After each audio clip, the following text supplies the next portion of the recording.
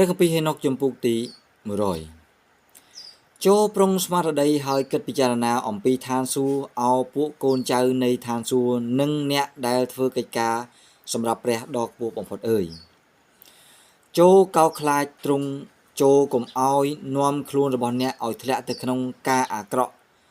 នៅចំពោះទ្រង់ឡើយប្រសិនជាទ្រង់បិទបង្អួចនៃឋានសួគ៌ហើយបង្ខាំងទឹកភ្លៀងនិងទឹកសន្សើមមិនឲ្យវាធ្លាក់ចុះមកលើផែនដីដោយសារទង្វើប្រព្រឹត្តរបស់អ្នករាល់គ្នា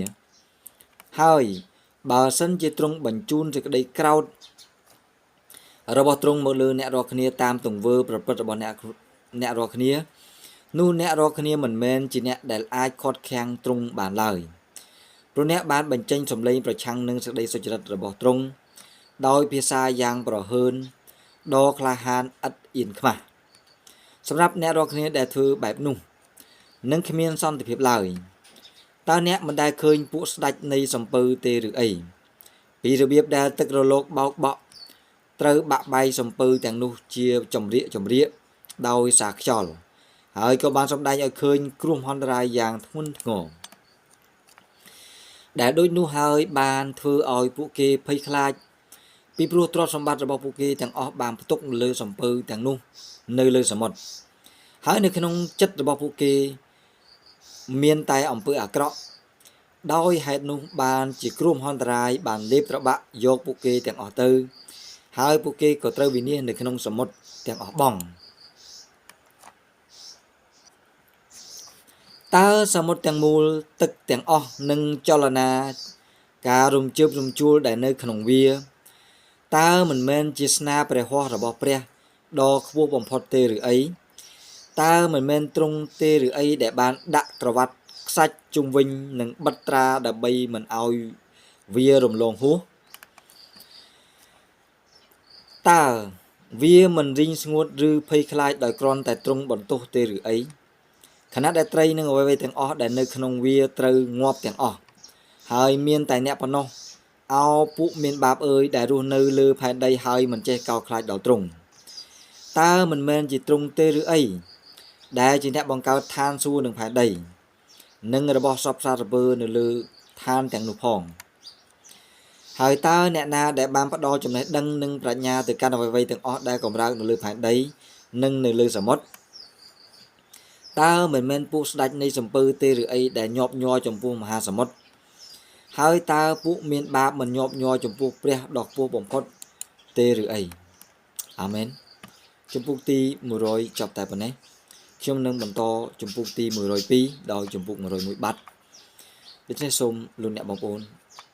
ស្ដាប់នៅក្នុងជំពូកទី102នេះនៅក្នុងគ្រានោះទ្រង់នឹងបោះសេចក្តីអន្តរាយនៃភ្លើងទៅលើអ្នករាល់គ្នាហើយអ្នកនឹងរត់ទៅតាមផ្លូវណាដើម្បីគេចឲ្យផុតបានតើកន្លែងណាដែលអាចសង្គ្រោះអ្នកបានហើយនៅពេលដែលទ្រង់បញ្ចេញព្រះបន្ទូលរបស់ទ្រង់ប្រឆាំងនឹងអ្នករាល់គ្នាតើអ្នករាល់គ្នានឹងមានជីវិតនៅឬហើយតើអ្នករាល់គ្នាមិនញាប់ញ័រចំពោះទ្រង់ទេឬអីគ្រប់ពន្លឺទាំងអស់មានការរុញជួយដោយភ័យខ្លាចហើយផែនដីទាំងអស់ស្ទើរតែមិនគង់នៅដោយសារញ័ររន្ធត់និងឈឺចុកចាប់ដោយថប់បារម្ភនៅពេលដែលទ្រង់ថ្លែងព្រះបន្ទូលប្រឆាំងនឹងវានៅពេលដែលកូនចៅនៅលើផែនដីបានស្រែកហៅនិងមានភាពវឹកវរកើតឡើងពួកទេវតាទាំងអស់បានបំពេញតាមបង្គាប់ដែលពួកគេបានទទួលហើយបង្ហាញអស់ទាំងការលាក់បាំងតាមបំណងរបស់ព្រះនៃសេរីរុងរឿងប៉ុន្តែអ្នកអោពួកមានបាបអើយអ្នកត្រូវបណ្ដាសាអស់កលជានិច្ចហើយពួកអ្នកនឹងគ្មានសន្តិភាពឡើយចូលកុំឲ្យភ័យខ្លាចអោប្រលឹងពួកអ្នកសុចរិតអើយត្រូវរងចាំដោយសេចក្តីអត់ធ្មត់ចូលមានសង្ឃឹមឡើងអស់អ្នកដែលបានស្លាប់នៅក្នុងសេចក្តីសុចរិតចូលកុំឲ្យកើតទុក្ខសោកសង្រេងដោយព្រោះប្រលឹងរបស់អ្នកធ្លាក់ចុះទៅក្នុងភាពវឹកវរត្អូញត្អែដោយសេចក្តីទុក្ខសោកនិងទុក្ខព្រួយនៅក្នុងកន្លែងឃុំប្រលឹងនោះឡើយទោះបីនៅក្នុងជីវិតខាងរូបកាយរបស់អ្នកមិនទាន់បានទទួលរង្វាន់ឲ្យត្រូវទៅតាមអ្វីដែលអ្នកបានប្រព្រឹត្តល្អនៅលើផែនដីក៏ដោយសារពេលវេលាដែលអ្នកបានកើតមក គឺជាពេលវេលាដែលអំពើបាបនិងពួកមានបាបបានរីកសាយគឺជាគ្រានៃបណ្ដាសានិងអាសន្នហើយនៅពេលដែលអ្នកស្លាប់ពួកអ្នកមានបាបនឹងនិយាយទៅដាក់អ្នកថាពួកសុចរិតចេះស្លាប់ដូចយើងដែរតើណតើពួកគេបានទទួលអ្វីពីការប្រព្រឹត្តតាមផ្លូវសុចរិតរបស់ពួកគេមើលចុះពួកគេដូចគ្នានឹងយើងដែរពួកគេស្លាប់ទៅទាំងទុកព្រួយហើយងងឹតដែរតើពួកគេមានអ្វីលើសយើងចាប់ពីពេលនេះទៅយើងហើយពួកគេគឺស្មើគ្នាតើពួកគេនឹងទទួលបានអ្វីឬក៏តើពួកគេនឹងឃើញអ្វីជារៀងរហូតនោះមើលចុះពួកគេបានស្លាប់យ៉ាងច្បាស់ហើយចាប់ពីពេលនេះទៅពួកគេនឹងលែងឃើញពន្លឺជារៀងរហូតហើយខ្ញុំសូមប្រាប់អ្នកជាប្រកាសថាអោពួកមានបាបអើយអ្នកបានចំអែតខ្លួនឯងដោយអាហារនិងដោយការផឹកបានប្លន់នឹងធ្វើអំពើបាបធ្វើឲ្យមនុស្សលិចលង់ដើម្បីបង្កើនទ្រព្យសម្បត្តិហើយយល់ឃើញថាជាការល្អផងឬតើអ្នកបានកត់សម្គាល់មើលពួកសុចរិតដែរឬទេតើថ្ងៃបញ្ចប់របស់ពួកគេមានលក្ខណៈយ៉ាងដូចម្តេចពួកគេមានសេចក្តីស្ងប់សុខព្រោះគ្មានសេចក្តីទុច្ចរិតណាត្រូវបានរកឃើញនៅលើពួកគេរហូតដល់ថ្ងៃស្លាប់ទោះបីពួកគេត្រូវស្លាប់ក៏ពិតមែនដូចជាមនុស្សដទៃទៀតដែរខណៈពេលដែលព្រលឹងរបស់ពួកគេត្រូវចុះទៅកាន់ទីឃុំព្រលឹងនៃសេចក្តីស្លាប់ក៏ដោយចុះអាមែនចំពុកទី102ចប់តែប៉ុណ្ណេះខ្ញុំនឹងបន្តទីចំពុកទី103តទៅទៀតប៉ុន្តែឥឡូវនេះខ្ញុំសូមស្បត់ចំពោះអ្នកអោពួកអ្នកសុចរិតអើយដោយពន្លឺនៃសីល្អដ៏អស្ចារ្យរបស់ទ្រង់ដោយការគ្រប់គ្រងរាជដ៏ខ្ទរខ្ទាដ៏ល្បីខ្ទរខ្ទារបស់ទ្រង់និងដោយប្រជាស្ដាដ៏ខ្លាំងពូកែរបស់ទ្រង់ខ្ញុំសូមស្បត់ទៅកាន់អ្នកថាដែលខ្ញុំបានឃើញអាចកំបាំងទាំងនេះគឺខ្ញុំបានអាននៅលើសិលាចារឹកក្នុងឋានសួគ៌ហើយក៏បានឃើញការចារទុករបស់ព្រះដ៏បរិសុទ្ធហើយបានដឹងពីអ្វីដែលសរសេរនៅក្នុងនោះដែរដែលតាក់ទងនឹងអ្នករាល់គ្នាខ្ញុំបានឃើញថាដែលអ្វីៗទាំងអស់គឺល្អអំណរអនិងជាសេរីរុងរឿងដែលបានរៀបចំឡើងសម្រាប់អ្នកហើយក៏បានកត់ទុកដែរចំពោះវិញ្ញាណរបស់ពួកគេគឺអស់អ្នកដែលបានស្លាប់នៅក្នុងសេចក្តីសុចរិតនិងល្អត្រឹមត្រូវគឺជាការតបស្នងត្រឡប់ទៅអ្នកវិញក្នុងកាលដែលអ្នករាល់គ្នារស់នៅក្នុងភាពវឹកវរហើយចំណែកនៃសុភមង្គលនឹងត្រូវបានផ្ដល់ឲ្យអ្នកលើសពីចំណែកដែលអ្នករាល់គ្នាមាននៅក្នុងជីវិតរស់នៅនេះតទៅទៀតលើសនេះថាបើសិនជាអ្នកដែលជឿព្រះអង្គមិនទាន់បានទទួលរង្វាន់ឬក៏មានប្រពោនៅលើផែនដីនេះទេហើយត្រូវបានស្លាប់ទៅដោយអត់ទាន់បានទទួលអ្វីណាមួយជារង្វាន់លើផែនដីនេះក្នុងជីវិតនៅនេះគឺមានថាលោកហោរ៉ាហេណូគាត់បានឃើញនៅក្នុងការកត់ត្រានៅលើផ្ទាំងសិលានៅឋានសួគ៌បានបញ្ជាក់ថាគឺអ្នកទាំងអស់ដែលមិនទាន់បាននៅលើផែនដីនឹងត្រូវសងទ្វេគុណនៅពេលដែលព្រះអង្គរៀបចំផ្សាយជាថ្មីដល់អ្នកទាំងអស់នោះដូច្នេះហើយសូមបងប្អូនលោកអ្នកដែលជឿដល់ព្រះអង្គហើយដែលរស់នៅតាមផ្លូវរបស់ព្រះអង្គហើយមិនទាន់ទទួលបាននៅអ្វីទាំងអស់ឧទាហរណ៍ថាមានតែភាពល្វីងជូរចត់មានតែការខកចិត្តដោយសារការណាមួយរបស់ការងារព្រះអង្គដូច្នេះខ្ញុំសូមលើកទឹកចិត្តដល់អស់អ្នកបងប្អូនទាំងអស់នោះសូមឲ្យកុំឲ្យខកចិត្តហើយសូមកុំអស់សង្ឃឹមមិនត្រឹមតែនៅក្នុងព្រះគម្ពីរហេណុកដែលបានបញ្ជាក់អំពីសេចក្តីនេះទេឥឡូវនេះខ្ញុំសូមលើកនៅព្រះបន្ទូលព្រះអង្គនៅកូរិនថូសខ្សែទី1ចំពុក2ខ9ដើម្បីជាសក្ខីភាពដល់អស់អ្នកបងប្អូនដើម្បីឲ្យលោកអ្នកបងប្អូនបានជឿនៅលើព្រះបន្ទូលព្រះអង្គហើយកុំអស់សង្ឃឹមកូរិនថូសខ្សែទី1ចំពុកទី2ខទី9សូមស្ដាប់ទាំងអស់គ្នាអ្នកបងប្អូនដូចមានសេចក្តីចែងទុកមកថា សេចក្តីដែលភ្នែកមិនដែលឃើញត្រចៀកមិនដែលឮហើយចិត្តនឹកមិនដែលដល់គឺសេចក្តីនោះឯងព្រះបានរៀបចំទុកសម្រាប់ពួកអ្នកដែលស្រឡាញ់ដល់ទ្រង់ដូច្នេះហើយនៅក្នុងខនេះបានលើកយកសំណៅចាស់នៅណាណាព្រោះសាវកពោលក៏បានសេថាដូចមានសេចក្តីចែងទុកមកថាអញ្ចឹងហើយបានជាអ្នកដែលនឹងទទួលបាននៅគ្រាចុងក្រោយនោះគឺស្មានមិនដល់ទេទ្រព្យសម្បត្តិនឹងអ្វីទាំងអស់ជារបស់លោកអ្នកបងប្អូនគឺអ្នកស្មានមិនដល់ទេហើយមួយទៀតនៅក្នុងអេសាយចំពុកទី64ខ4ខ្ញុំនឹងអានជូនហើយដើម្បីលើកទឹកចិត្តដល់អង្គអ្នកជាអ្នកបម្រើព្រះអង្គដែលមិនទាន់បានទទួលប្រពោឬក៏ស្លាប់ទៅឬក៏ដេកលក់ព្រះគម្ពីរហៅថាដេកលក់ដែលមិនទាន់បានទទួលរង្វាន់នៅលើផែនដីនេះឡើយអញ្ចឹងនៅក្នុងសេចក្តីនេះព្រះអង្គមានបន្ទូលថាព្រះអង្គនឹងប្រទានឲ្យលើសពីអ្វីណាគុណទ្វីគុណ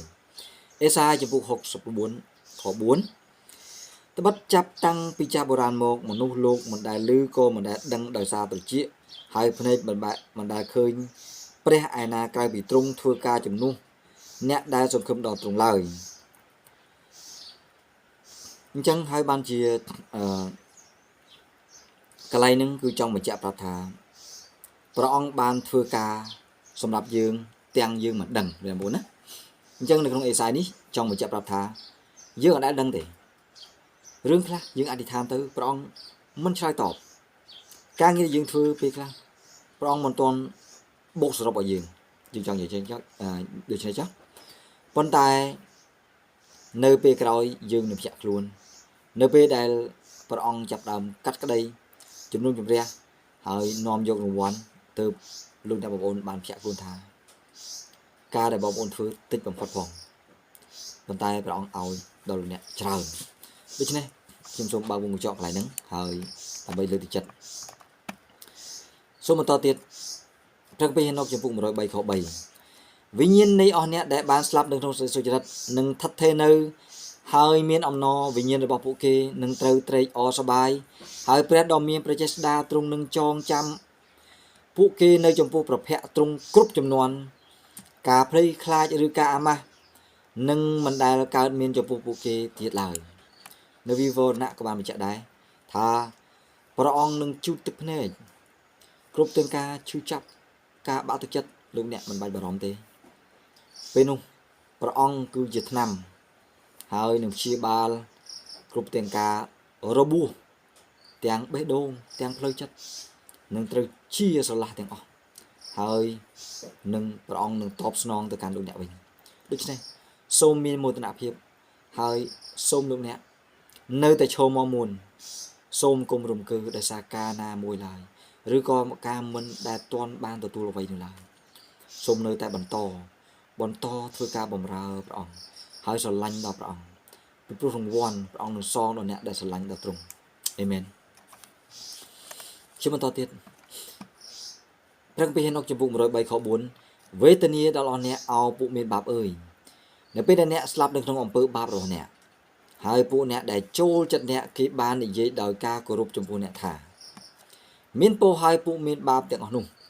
ពួកគេបានរស់នៅបានឃើញសុទ្ធតែការល្អនៅក្នុងជីវិតនេះគេហើយឥឡូវនេះគេបានស្លាប់យ៉ាងមានសុភមង្គលនិងស្តុកស្ដំគេមិនដែលស្គាល់អ្វីដែលហៅថាការជិះចាប់ទុកព្រួយឬការកាប់សម្លាប់ឡើយក្នុងកំឡុងពេលដែលគេរស់នៅហើយការដែលគេស្លាប់ក៏ស្ថិតនៅក្នុងសេចក្តីថ្លៃថ្នូរដែរគ្មានការវិនិច្ឆ័យទោសណាដែលគេស្គាល់នៅក្នុងជីវិតគេសោះឡើយតើពិតជាមិនបានបង្ហាញដល់ពួកគេឬយ៉ាងណាថានៅពេលដែលគេចុះទៅកាន់ឋានឃុំព្រលឹងនោះស្លាប់ព្រលឹងរបស់ពួកគេនឹងត្រូវចុះទៅដើម្បីទទួលទង្វើអាក្រក់របស់ពួកគេដោយមានទរណកម្មយ៉ាងធ្ងន់ធ្ងរពួកគេត្រូវចុះទៅក្នុងស្រីងងឹតជាប់ច្រវាក់ទៅក្នុងអណ្ដារភ្លើងដែលនឹងត្រូវឆេះដោយការវិនិច្ឆ័យយ៉ាងធំវិញ្ញាណរបស់ពួកគេត្រូវចូលទៅកាន់ទីនោះហើយក៏មានការជំនុំជម្រះដ៏ធំនៅទីនោះនឹងត្រូវបានអនុវត្តលើពួកគេជារៀងរហូតដែរវេទនាដល់អស់អ្នកទាំងអស់គ្នាព្រោះនៅទីនោះនឹងគ្មានសន្តិភាពសម្រាប់អ្នកឡើយអោពួកមនុស្សសុចរិតនិងពួកធ្វើល្អដែលកំពុងរស់នៅអើយចូលគុំនិយាយឲ្យសោះថានៅក្នុងថ្ងៃនៃការរងទុក្ខលំបាករបស់យើងបានទទួលការបៀតបៀនការលំបាកយ៉ាងធ្ងន់ធ្ងរ ដែលពួកយើងបានជួបប្រទះពួកយើងបានរងការជឿចាប់ក្នុងការអាក្រក់ជាច្រើនវិញ្ញាណរបស់ពួកយើងត្រូវបានបំផ្លាញឲ្យរួមតូចទៅនិងថយចុះជាលំដាប់ពួកយើងបានវិនិច្ឆ័យហើយក៏គ្មាននរណាដែលអាចមានលទ្ធភាពជួយដល់ពួកយើងសោះទោះដោយពាក្យសម្ដីឬដោយការប្រព្រឹត្តក្តីក៏គ្មាននរណារកយើងដែរយើងបានទទួលសុទ្ធតែទរណកម្មហើយក៏ត្រូវបំផ្លាញទៅផង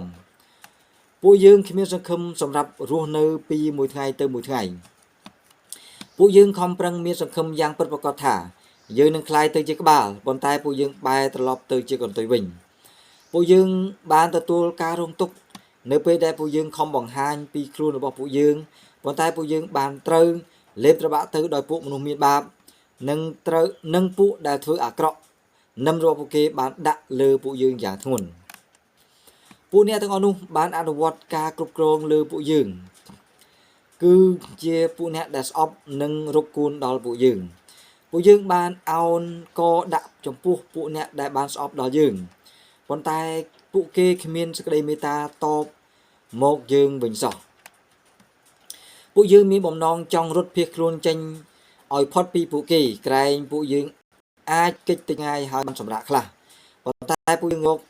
មិនឃើញកន្លែងណាដែលពួកយើងគួរទៅនោះឡើយដើម្បីឲ្យបានរួចផុតពីការភ័យខ្លាចចេញពីពួកគេពួកយើងបានគិតថា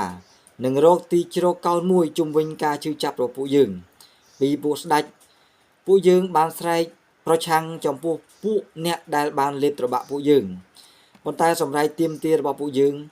មិនត្រូវបានទទួលការពិនិត្យឡើយសូម្បីតែចិត្តគំនិតរបស់ពួកគេក៏មិនចង់ស្ដាប់ការស្រែកពួកយើងដែរ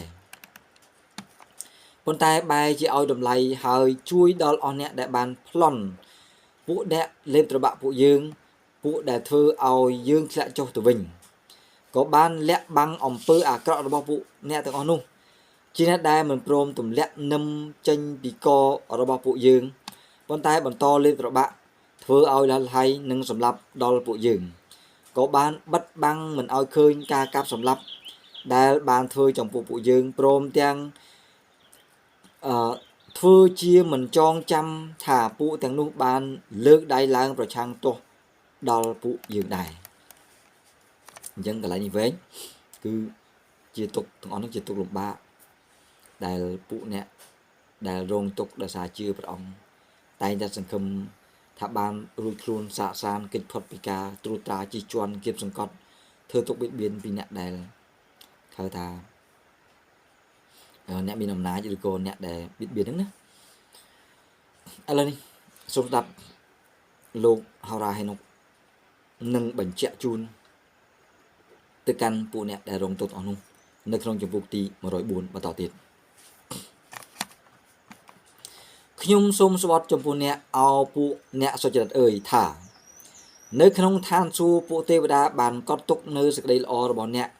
នៅចំពោះសេរីរុងរឿងនៃព្រះដ៏មានគ្រប់ព្រះចេស្តាអ្វីដែលលោកអ្នកធ្វើមិនបាត់បង់តម្លៃសោះប៉ុន្តែបែរជាសន្សំទុកឬក៏ត្រូវបានកត់ត្រាទុកដើម្បីនឹងរំលឹកនៅគេហៅថាសេរីរុងរឿងរបស់អ្នកតោះគ្នាវិញអញ្ចឹងយើងរយរាវទៅទាំងអាប់អោននៅក្នុងសាច់ឈាមនេះប៉ុន្តែសេរីរុងរឿងរបស់យើងត្រូវបានខ្ពស់ឡើងនៅឋានសួគ៌ដូច្នេះហើយបានជានេះជាសេចក្តីអត់កំបាំងរបស់បងណាខ្ញុំសូមបញ្ជាក់ថាជាសេចក្តីអត់កំបាំងពីព្រោះអីពីព្រោះនៅគ្រាចុងក្រោយមានឋានសួគ៌ថ្មីនិងផែនដីថ្មីដូច្នេះអ្នកខ្លះត្រូវទទួលរងទុក្ខយ៉ាងលំបាកហើយគ្មានការតបស្នងគ្មានការសាកសានអញ្ចឹងប្រហែលជាមានអាថ៌កំបាំងអ្វីមួយដែលព្រះអង្គចង់ធ្វើសម្រាប់អ្នកបងប្អូនឲ្យខ្ពស់បំផុតនៅឯគេហៅថានៅឯទីបំផុតនៅពេលដែលជំនុំជម្រះរួចហើយរង្វាន់ដែលត្រូវទទួលនោះគឺវាធំចង់និយាយណាដូច្នេះហើយការងារធំតួនាទីធំតំណែងធំការរងទុក្ខក៏ធំមិនមែនស្រួលទេលោកអ្នកបងមិនមែនស្រួលទេអ្នកដែលមានប្រេងតាំងអ្នកដែលទទួលបន្ទុកការងារធ្ងន់គឺការរងទុក្ខក៏ធ្ងន់ដូចគ្នា សូមជឿទៅមិនមែនជារឿងដែលយើងនិយាយថាខ្ញុំខ្លាយជាអ្នកគឺថាហោរាឬក៏គ្រូពង្រៀនលោកអ្នកបងប្អូនហើយយើងមានពិតជាមានបន្ទុកយ៉ាងធ្ងន់ដែលយើងត្រូវទទួលដើម្បីគឺជាប្រយោជន៍វិញទេនេះជាប្រយោជន៍វិញទេអញ្ចឹងហើយបានសូមគម្របទុកលំបាកនៅផែនដីនេះថាជាគេហៅថាជាបន្ទុកអីសូមអត់ធ្មត់ហើយធ្វើចិត្តឲ្យមានសន្តិភាពជាមួយនឹងព្រះអង្គហើយអរគុណព្រះអង្គដែលយើងដែលជាអ្នកដែលទទួលប្រេងតាំងនឹងមានចំណែកក្នុងការរងទុក្ខជាមួយនឹងព្រះយេស៊ូវតែប៉ុន្តែអ្នកដែលរងទុក្ខជាមួយនឹងព្រះអង្គម្ចាស់ព្រះយេស៊ូវនៅក្នុងកិច្ចការប្រេងតាំងឬតំណែងរបស់ខ្លួននៅលើផែនដីនេះនឹងត្រូវបានអង្គុយជាមួយនឹងព្រះយេស៊ូវដើម្បីកាត់ទោសជំនុំជម្រះនៅគ្រាចុងក្រោយដែរអេមែនខ្ញុំបន្តទៀតនៅក្នុងជំពូកទី104ខ2ចូលរងចាំដោយអត់ធ្មត់ដោយមានសេចក្តីសង្ឃឹមចុះទោះបីជាពីមុនអ្នកត្រូវបានទទួលរងក្តីអាម៉ាស់ដោយពួកអាក្រក់ហើយបានរងទុក្ខឈឺចាប់យ៉ាងណាក្តីប៉ុន្តែឥឡូវនេះអ្នកនឹងត្រូវចែងចាំងដូចជាពន្លឺនៃឋានសួគ៌អ្នកនឹងបានឃើញហើយទ្វារឋានសួគ៌នឹងបើកចំហសម្រាប់អ្នកការយំស្រែករបស់អ្នករាល់គ្នាបាននាំឲ្យមានការជំនុំជម្រះវានឹងត្រូវលេចចេញមកសម្រាប់អ្នករាល់គ្នាដែលតាក់ទងទៅនឹងរឿងរ៉ាវនៃការឈឺចាប់ទាំងអស់របស់អ្នករាល់គ្នាដែលចេញពីពួកស្ដេចនិងពួកអស់អ្នកទាំងឡាយណាដែលចូលរួមប្លន់កាប់សម្លាប់ដល់អ្នករាល់គ្នាអញ្ចឹងទុកលំបាកសេចក្តីយំស្រែកសេចក្តីអំពាវនាវរបស់អ្នកដែលជួបទុកលំបាកនឹងคล้ายជាហៅថារឿងក្តីមួយដែលត្រូវលើកទៅចំពោះព្រះបងប្អូននោះធម្មតាមិនអាចតតាំងជាមួយនឹងពួកអ្នកមានអំណាចលើផែនដីនេះបានទេអ្នកកាន់អំណាចលើផែនដីនេះបានទេ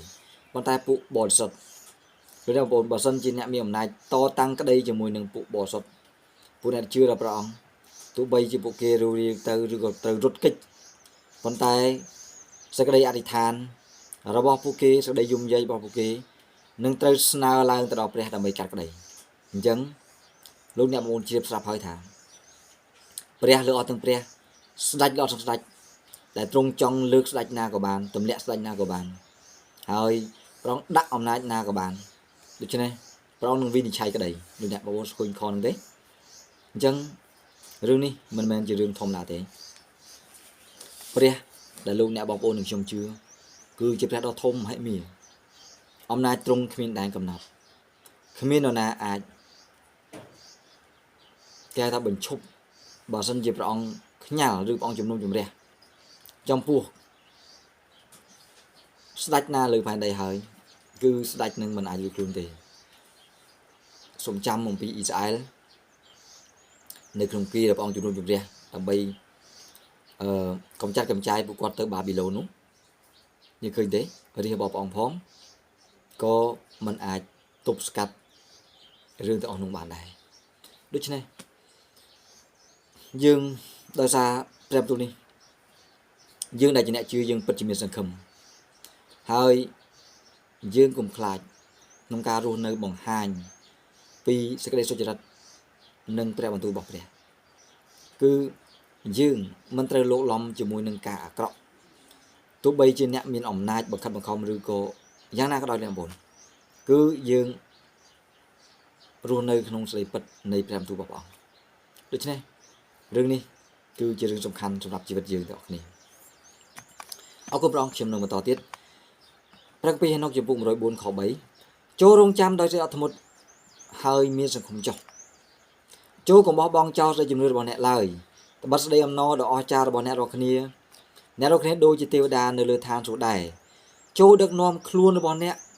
ឲ្យដូចដែលអ្នកធ្លាប់ធ្វើគឺឲ្យនៅតែដដែលហើយអ្នកមិនចាំបាច់លាក់បាំងខ្លួននៅក្នុងថ្ងៃនៃការជំនុំជម្រះដ៏ធំនោះឡើយហើយអ្នកនឹងមិនត្រូវបានរកឃើញថាមានកំហុសដូចជាពួកមនុស្សមានបាបទេឯការដាក់ទណ្ឌកម្មនឹងត្រូវនៅឆ្ងាយពីអ្នកដរាបណាពិភពលោកនេះនៅតែមានហើយឥឡូវនេះចូលកុំឲ្យភ័យខ្លាចឡើយអោពួកសុចរិតអើយ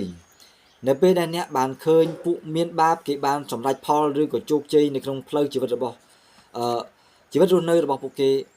យ៉ាងណាក្តី ចូលកុំឲ្យចូលរួមជាមួយពួកគេត្រូវរក្សាខ្លួនរបស់អ្នកនៅឲ្យឆ្ងាយពីអំពើទុច្ចរិតរបស់ពួកគេទៅចូលអ្នកចូលរួមចំណែកជាមួយពួកពលបរិវារនៃឋានសួគ៌វិញចំណែកអ្នកអោពួកមនុស្សមានបាបអើយអ្នកបាននិយាយថាអំពើប្រព្រឹត្តរំលងរបស់ពួកយើងទាំងអស់គ្នានឹងមិនត្រូវបានលើកយកមកពិចារណាឬត្រូវបានកត់ត្រាទុកនោះឡើយប៉ុន្តែជាការពិតអំពើប្រព្រឹត្តអំពានបំពានទាំងអស់នោះត្រូវបានកត់ទុកជារៀងរាល់ថ្ងៃវិញហើយខ្ញុំសូមអះអាងជាប្រកាសថាដែលពន្លឺនិងងងឹតថ្ងៃនិងយប់បានមើលឃើញរាល់អំពើប្រព្រឹត្តរំលងទាំងអស់របស់អ្នករាល់គ្នាសូមកុំឲ្យមានជំនឿនៅក្នុងគំនិតរបស់អ្នកឲ្យសោះក៏កុំឲ្យកុហកខ្លួនឯងដែរព្រះបន្ទូលទៀងត្រង់មិនចុះចាញ់អ្នកឡើយកុំឲ្យកុហកខ្លួនឯងប្រឆាំងទៅនឹងព្រះបន្ទូលរបស់ព្រះដ៏បរិសុទ្ធមានគ្រប់ប្រជេស្តាឡើយស្រីរុងរឿងរបស់ទ្រង់មិនមែនជារូបចម្លាក់របស់អ្នកនោះទេត្បិតអីគ្រប់ទាំងការកុហករបស់អ្នកនិងការគ្មានជំនឿលើទ្រង់គឺមិនមែនជាសេចក្តីសុចរិតនោះឡើយប៉ុន្តែវាគឺជាអំពើបាបយ៉ាងធ្ងន់ធ្ងរវិញឥឡូវនេះខ្ញុំនឹងចង់អល់បង្ហាញអំពីការអាថ៌កំបាំងមួយមនុស្សមានបាបជាច្រើននឹងត្រឡប់បែរទៅប្រឆាំងបះបោចនឹងព្រះបន្ទូលដ៏សុចរិតត្រឹមត្រូវពួកគេនឹងថ្លែងពាក្យអាក្រក់ដោយកុហកវិញព្រមទាំងធ្វើការអស្ចារ្យបែបបំភាន់និងចងក្រងសិភៅតាមពាក្យរបស់ខ្លួនគេផ្ទាល់ប៉ុន្តែនៅពេលដែលពួកគេនឹងសរសេរគ្រប់ទាំងពាក្យរបស់ខ្ញុំយ៉ាងត្រឹមត្រូវតាមភាសាកំណើតរបស់ពួកគេដោយមិនផ្លាស់ប្ដូរឬក៏បំបត្តិបន្ថយពាក្យទាំងនេះគឺនឹងសរសេរគ្រប់ពាក្យយ៉ាងត្រឹមត្រូវតាមច្បាប់ដើមជាអ្វីដែលខ្ញុំបានបញ្ចេញតាក់ទងនឹងពាក្យទាំងអស់នោះខ្ញុំនឹងចង្អុលបង្ហាញអំពីអាថ៌កំបាំងមួយទៀតសិភៅនេះចំពោះមនុស្សសុចរិតនិងមនុស្សមានប្រាជ្ញានឹងក្លាយជាក្តីអំណរសេចក្តីសុចរិតនិងជាប្រាជ្ញាដ៏អស្ចារ្យដល់អ្នកណាដែលបានទទួលវាហើយដែលបានជឿលើពាក្យដែលនៅក្នុងនោះផងហើយដែលនឹងធ្វើឲ្យពួកគេសប្បាយរីករាយឯពួកសុចរិតទាំងអស់នឹងត្រូវបានទទួលរង្វាន់គឺអស់អ្នកដែលបានរៀនពីសភៅនេះនឹងត្រូវទទួលបាននូវចំណេះដឹងពីផ្លូវសេចក្តីទៀងត្រង់ទាំងអស់អាមែនជំពូកទី104ចប់តែប៉ុណ្ណេះគឺមានអាថ៌កំបាំង2នៅកន្លែងហ្នឹងចុងបញ្ចប់ហ្នឹងគឺអាថ៌កំបាំងមួយគឺមានន័យថានឹងមានអ្នកដែលខ្លែងព្រះបន្ទូលកុហកដូចជាសភៅហេណុកនិយាយចោះលឿនបងណាអញ្ចឹងហើយបានជាគ្រប់ទាំងព្រះបន្ទូលព្រះអង្គដែលបញ្ចេញយើងថាព្រះបន្ទូលព្រះអង្គចុះព្រោះអ្វីដែលលោកហេណុកសរសេរគឺជាការបំណងផាតេព្រះអង្គដែលឲ្យលោកហេណុកសរសេរមកហើយសូមលោកអ្នកកត់សម្គាល់ឲ្យច្បាស់ថាបើព្រះអង្គមានសេចក្តីបង្គាប់ឲ្យលោកហោរាហេណុកសរសេរហើយជាភាសាមនុស្សហើយមានន័យថាអ្វីទាំងអស់នោះគឺព្រះអង្គចង់បើកបង្ហាញសម្រាប់មនុស្សហើយមិនមែនជាការលាក់កំបាំងទេអញ្ចឹងសេចក្តីអាថ៌កំបាំងនោះនៅត្រង់ថានឹងមានការខ្លែងដើម្បីប្រយោជន៍កុំឲ្យមនុស្សជឿលើព្រះគម្ពីរហេណុកឃើញទេលោកហេណុកគាត់បាននិយាយផ្ទាល់ខ្លួនគាត់ប៉ុន្តែបើសិនជានរណាម្នាក់ធ្វើតាមឬក៏បកប្រែសរសេរតាមអ្វីដែលជាលំនាំដើមជាសេចក្តីដើមដែលជាព្រះបន្ទូលព្រះចុះក្នុងសភៅនេះនៅពេលដែលអ្នកណាម្នាក់បានទទួលអាននៅសភៅហេណុកនេះនឹងទទួលបានប្រាជ្ញាចំណេះដឹងសេចក្តីរីករាយអំណរហើយមានទឹកចិត្តអ្នកឃើញទេតើលោកអ្នកបានអានព្រះគម្ពីរហេណុកហើយឬនៅតើនៅពេលដែលអានតើលោកអ្នកទទួលអំណរនិងទទួលការផ្លាស់ប្ដូរអ្វីខ្លះដូច្នេះសូមសួរមកកាន់ខ្លួនឯងហើយកន្លែងនឹងនឹងបញ្ជាក់ប្រាប់លោកអ្នកបើលោកអ្នកពិតជាដូចអ្វីដែលលោកហារ៉ានោះបានមានប្រសាសន៍បានថ្លែងនៅក្នុងពេលចុងក្រោយនេះលោកអ្នកទទួលបានការអានហើយលោកអ្នកបងប្អូនទទួលការចេះដឹងហើយមានអំណរប្រកបណាស់នឹងហើយជាសេចក្តីពិតអ្នកបងប្អូនដូច្នេះសូមព្រះអង្គប្រទានពរនៅក្នុងការលោកអ្នកឲ្យយល់ដល់ព្រះបន្ទូលយល់ដល់បំណងផាទេព្រះអង្គយល់ឲ្យបានជាគ្រឹះមមមួនប្រយោជន៍កុំឲ្យយើងចេះតែគិតថាវាជាការខុសឆ្គង ប៉ុន្តែវាគឺជាប្រាជ្ញាដែលព្រះអង្គចង់បង្ហាញមកកាន់ពួកបរិសុទ្ធពួកសុចរិតនិងពួកអ្នកបម្រើព្រះអង្គទាំងអស់នៅគ្រប់ចំនួនអាមែនសូមព្រះអង្គម្ចាស់បានប្រទានពរជូនដល់អ្នកបងប្អូនឲ្យប្រកបដោយព្រះពរនិងប្រាជ្ញាដែលមកពីព្រះដើម្បីបានយល់ដល់ទីជម្រៅនៃអាចកំបាំងនៃព្រះបន្ទូលព្រះអង្គនិងបំណងផាតីព្រះអង្គសម្រាប់ជីវិតរបស់អ្នកបងប្អូនអាមែនក្នុងព្រះនាមព្រះយេស៊ូវហាម៉ាស៊ីយ៉ាយើងនឹងជួបគ្នានៅចំពោះក្រោយទៀតអេមែន